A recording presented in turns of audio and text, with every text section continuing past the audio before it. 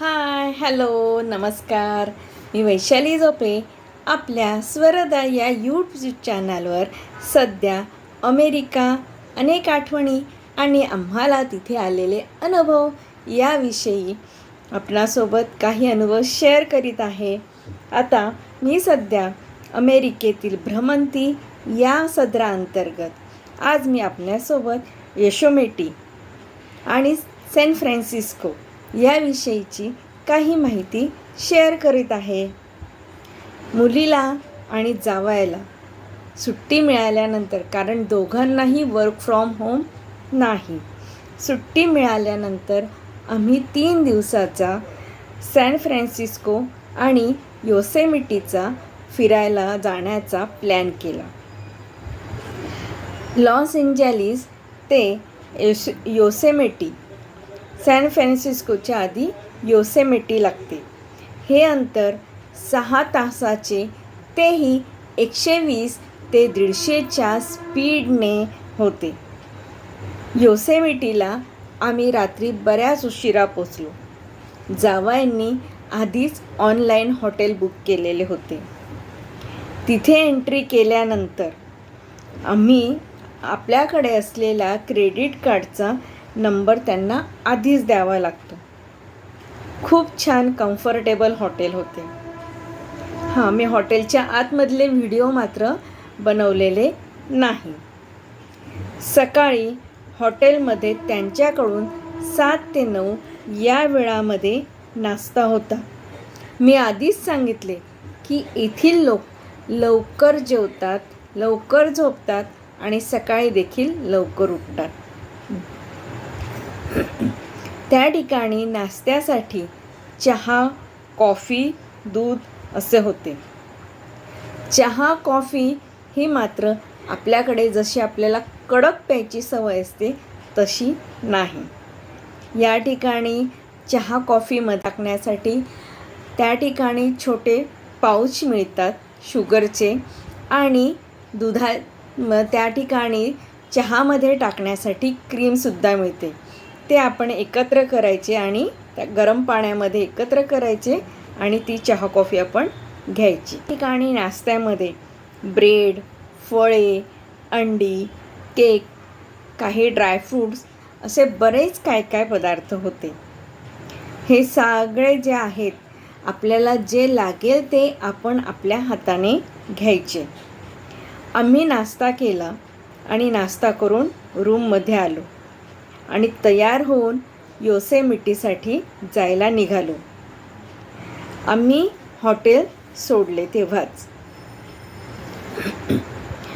मुलीला आणि जावयाला आम्ही म्हटले, अगं आपल्या कार्डचा नंबर तर त्यांच्याकडेच आहे, ते त्याचा मिसयूज करतील ना. तर दोघंही म्हणाले की इकडे हे सगळे ट्रस्टवर चालते आणि हे हॉटेल फक्त यांची या एकाच ठिकाणी नाही, तर यांच्या बाकीच्या ठिकाणीसुद्धा हे हॉटेली आहेत. त्याच्यामुळे त्या कार्डच्या नंबरचा जर मिसयूज केला तर त्यांच्या हॉटेली बंद पडतील ना. योसेमिटीला आम्ही गेल्यानंतर तिथे आधी एंट्री करण्यापूर्वी आम्ही तिथले तिकीट घेतले. प्रसिद्ध योसेमिटी टनेलमधून एंट्री करत आम्ही योसेमिटीच्या निसर्गरम्य परिसरामध्ये गेलो. तिथे डोंगरावर ठिकठिकाणी बर्फ दिसत होता. एका ठिकाणी कार पार्क करून आम्ही तिथला ब्रायडल व्हेल फॉल हा बघायला गेलो.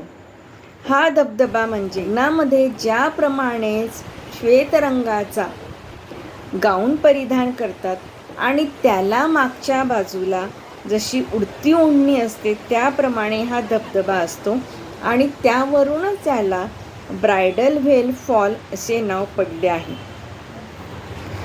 या ठिकाणी बरेच लोक ट्रेकिंगसाठी सुद्धा जातात. धबधब्याच्या वर सुद्धा त्या ठिकाणी लोक जातात, पण त्यासाठी आधीच परमिशन घ्यावी लागते. आम्ही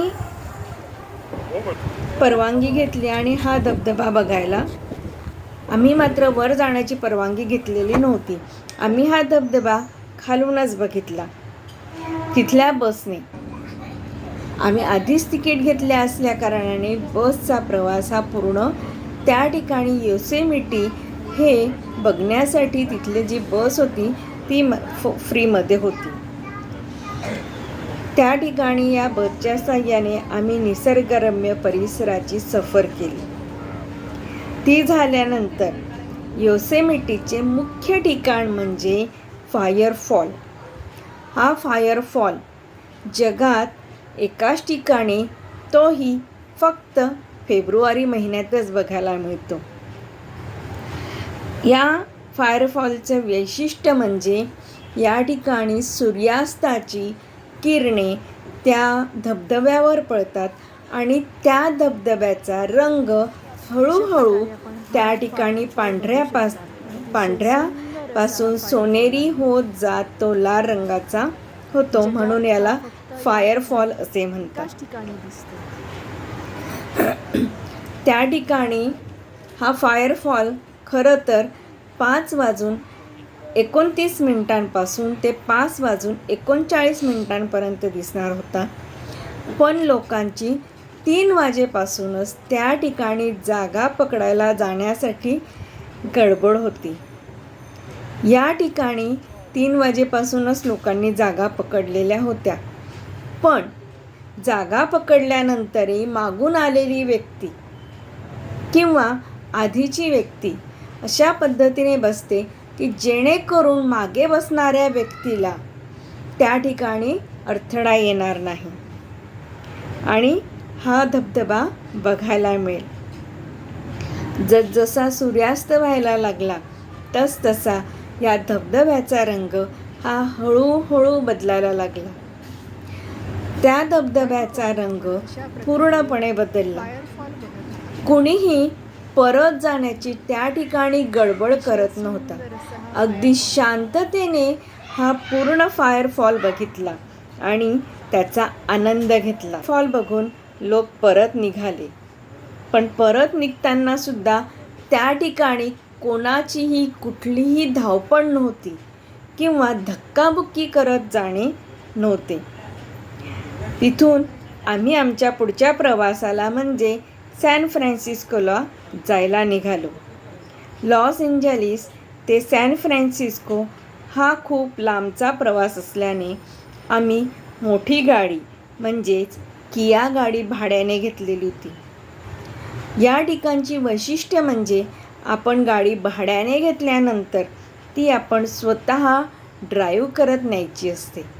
त्या ठिकाणी सुद्धा गाडी बुक केल्यानंतर आपल्या कार्डचा नंबर द्यावा लागतो आणि ज्यावेळेस आपण गाडी परत करतो त्यावेळेस त्या ठिकाणी ती पूर्णतः चेक केली जाते आणि त्यानंतर त्यातून आपल्या कार्डमधून पैसे हे कट होत असतात. आज एवढ्या माहितीसह मी आपली रजा घेते. धन्यवाद. आपली काळजी घ्या, हसत राहा, मजेत राहा. बाय.